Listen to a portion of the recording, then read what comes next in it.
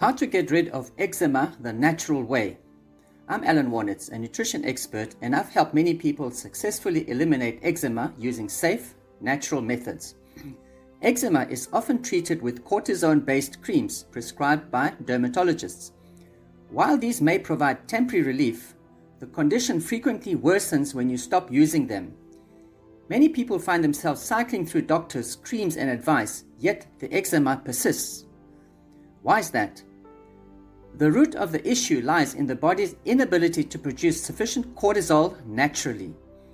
Cortisol is your body's natural anti-inflammatory, and it can be supported through proper nutrition. By feeding your body the right nutrients, your skin can heal from the inside out. Essential nutrients for reversing eczema include vitamin B5, vitamin C, a complete B complex, and omega-3 fatty acids. When combined with electrolytes like calcium, magnesium, and potassium, and natural sea salt, these nutrients support the body's ability to reduce inflammation, repair the skin, and promote long-term healing. For individuals whose skin needs extra rebuilding, there are advanced solutions available that can help stimulate your body's natural repair processes.